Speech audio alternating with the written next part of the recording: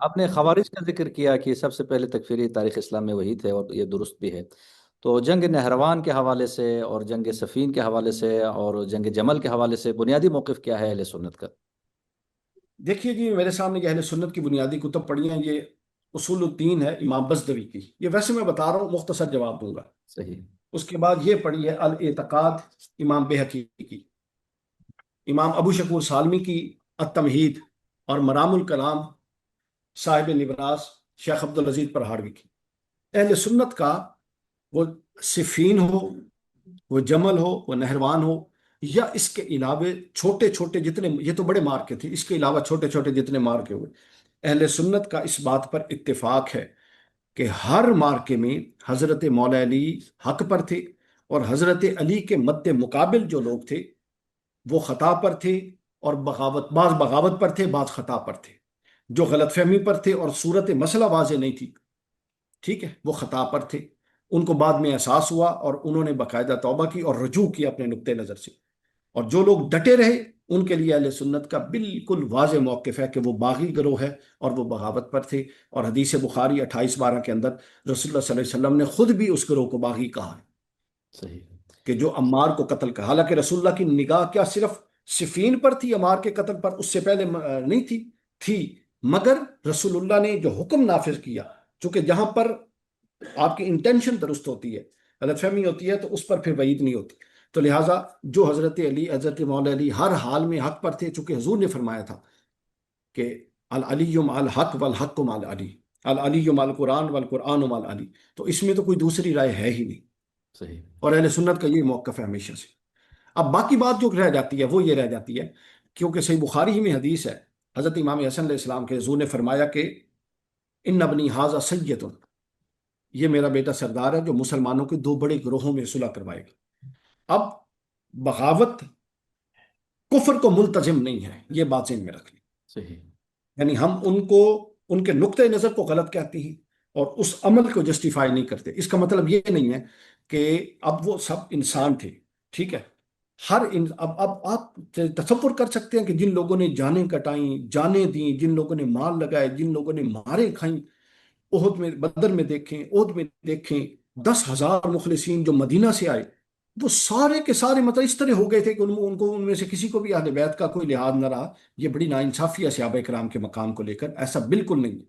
اہل تشیع یہ ظلم کرتے ہیں کہ وہ 5-6 شخصیات کی بنیاد پہ پورے طبقے صحابی کو ہی انڈرمائن کر دیتی ہے.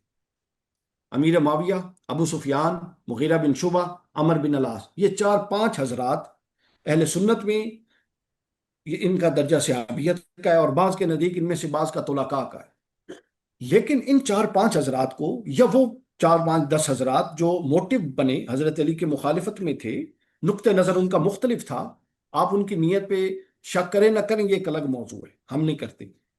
یہ اب ان 4 شخصیات کی بنیاد پر اہل تشیع ہمارے جو بھائی ہیں یہ ظلم یہ کرتے ہیں کہ یہ صحابہ کرام کی پوری جماعت کو انڈر ایسٹیمیٹ کر دیتے ہیں. صحیح. جو بدر تک تھے، جو احد تک تھے، وہ کتنے مخلصین تھے، کیا کچھ انہوں نے نہیں دیا. ٹھیک ہے.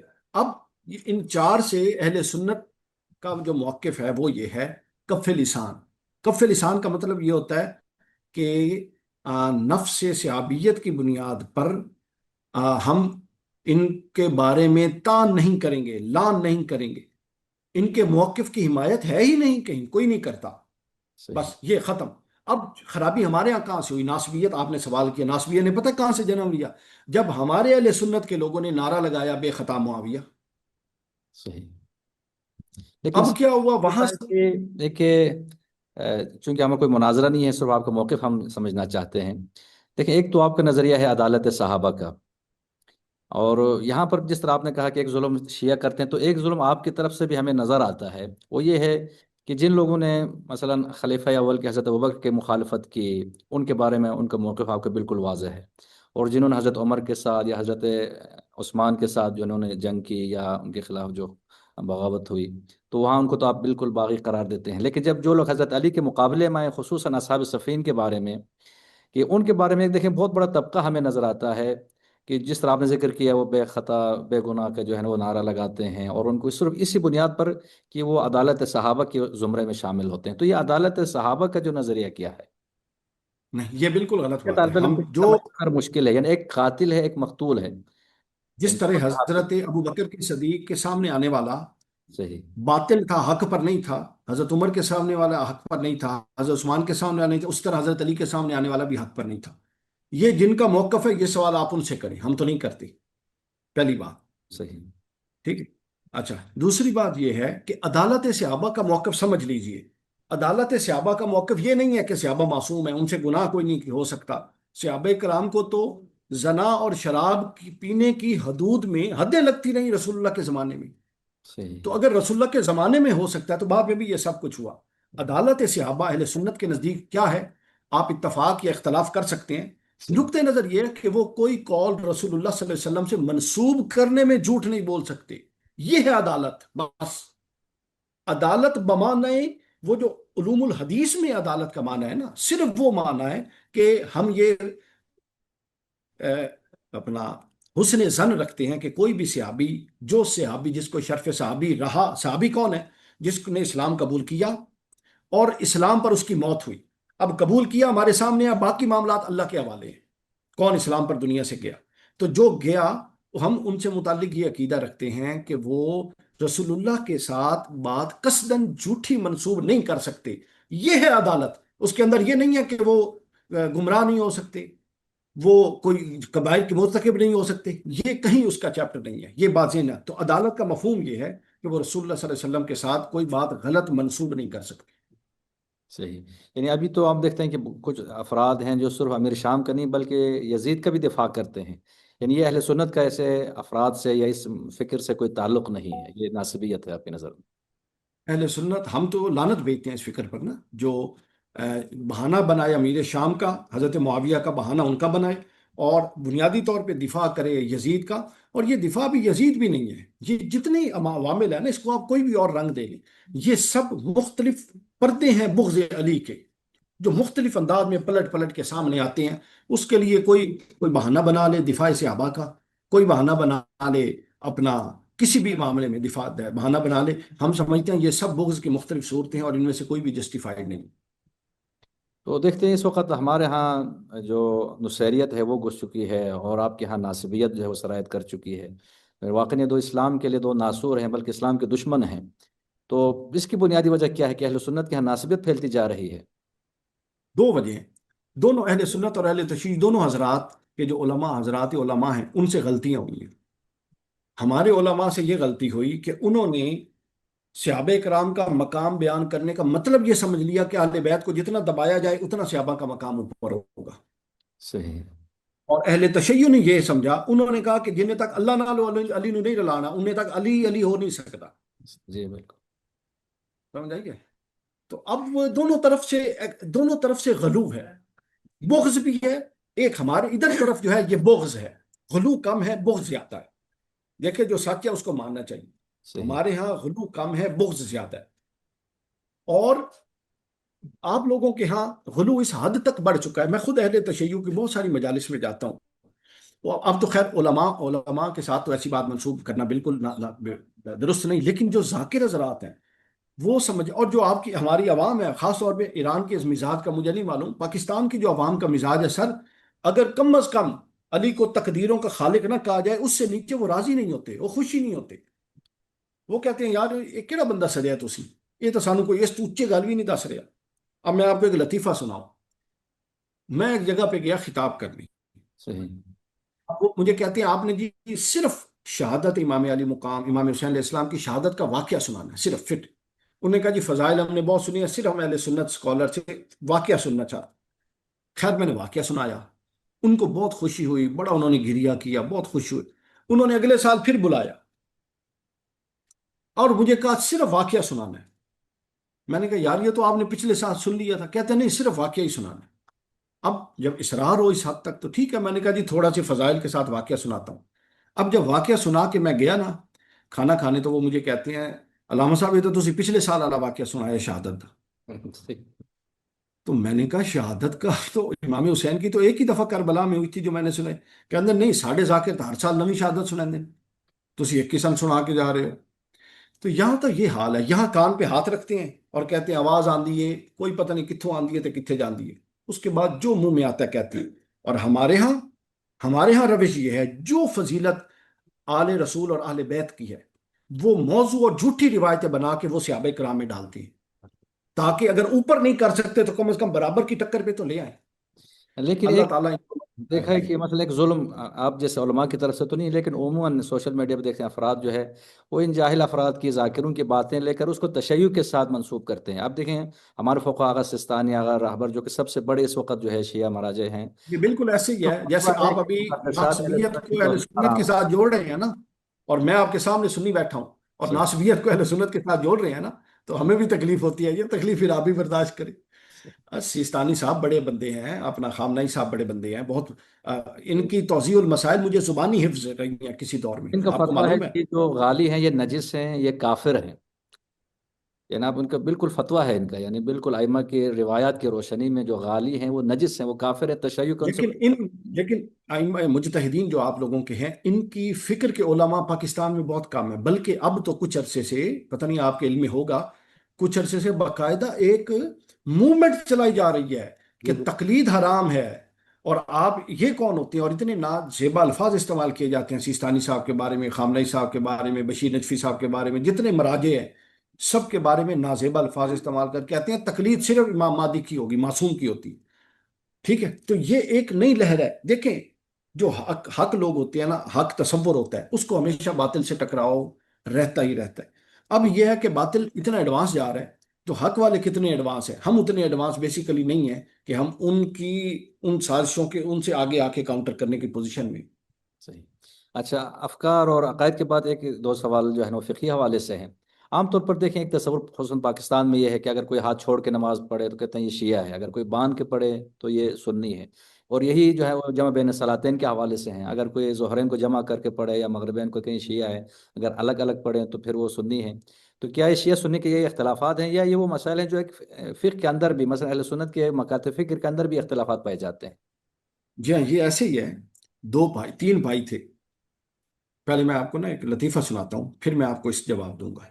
تین بھائی تھے. تو ایک بھائی نے کہا کہ جو حضرت موسیٰ علیہ السلام نے گائیں ذبح کی تھی نا جی، وہ کالی تھی. دوسرا بھائی تھا، اس کا کام نہیں چل رہا تھا، اس کے پاس بھی مسجد تھی. اس نے کہا کہ میں کیا کروں؟ اس نے سوچا کہ بڑے بھائی کا تو کام چل گیا. اس نے کہا کہ نہیں، وہ کالی نہیں تھی، وہ سفید تھی. صحیح. اس کا بھی بڑا کام چل گیا. اب رہ گیا درمیان والا سب سے چھوٹا بھائی. وہ بڑا پریشان کہ کالی بھی بڑے بھائی مان لیے، چھوٹی بھی، اب میں اپنا کام کیسے چلاؤں؟ تو کھانے پہ بیٹھے تھے، تو بڑے بھائی نے سمجھایا، اوے بے وقوف، کالی میں کہہ رہا، سفید یہ کہہ رہا، تو کہہ ڈب کھڑ بھی آئی. ادھی کالی تھی ادھی چٹی سی. اس کا کام چل گیا.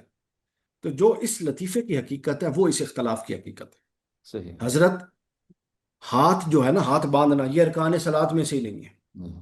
دنیا کی کوئی کتاب فقہ کی اٹھائیں جس میں ہاتھ باندھنا اور ناف سے اوپر یا نیچے باندھنا اس کو ارکان صلات میں سے کہا جائے جس سے نماز مجروح ہوتی ہو، صحیح. ہے ہی نہیں سرے سے. اہل سنت میں لوگ ناف پر بھی باندھتے ہیں، ناف کے نیچے بھی باندھتے ہیں، سینے پر بھی باندھتے ہیں اور چھوڑتے بھی ہیں.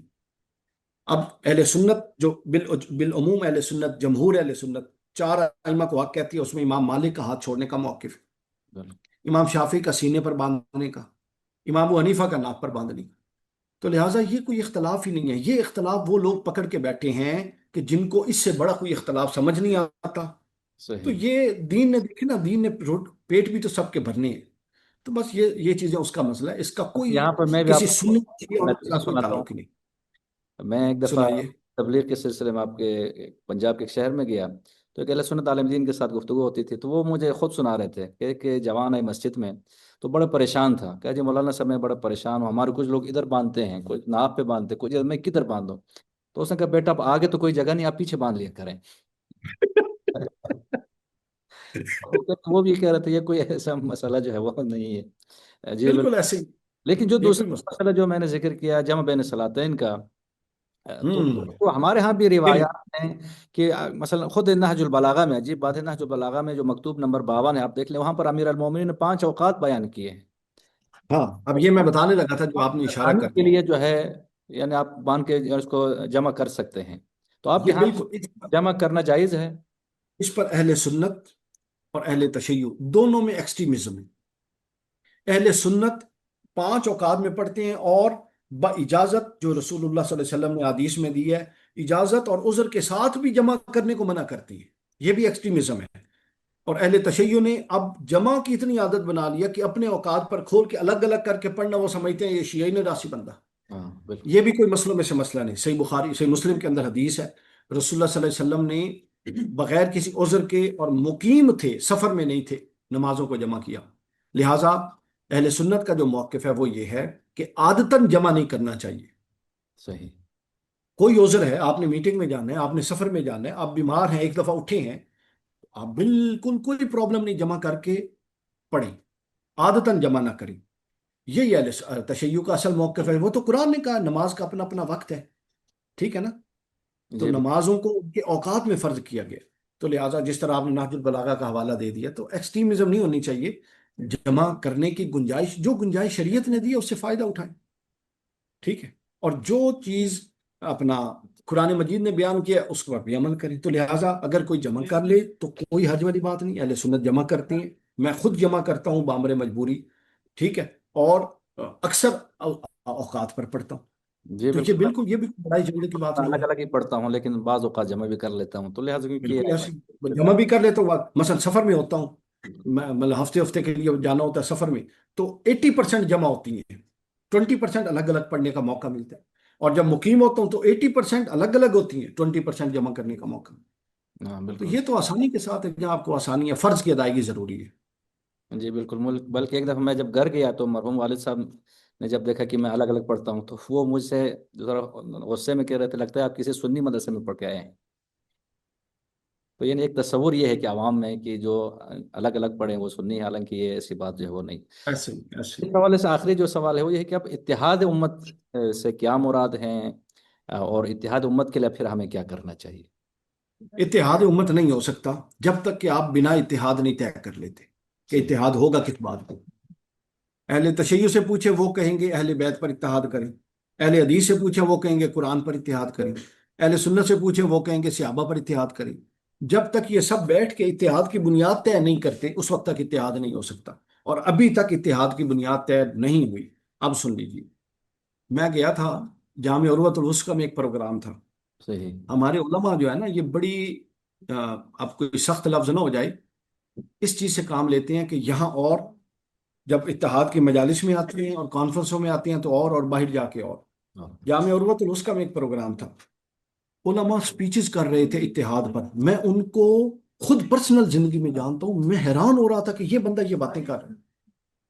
اب مجھے غصہ آیا ہوا تھا، میں گیا اور میں نے اپنی تقریر کے پیپر تو رکھے فائل میں نے کہا جی ایک ہی گزارش ہے، یہ اتنا انہوں نے جتنی تقاریر کی، یہ صرف ہاتھ اٹھا کے حلف دیں، اس دن بدھ یا جمعرات تھی، اب جمعہ آنے والا ہے، یہ یہی تقریر اپنے جمعے پہ کریں گے، اپنے عوام کے سامنے۔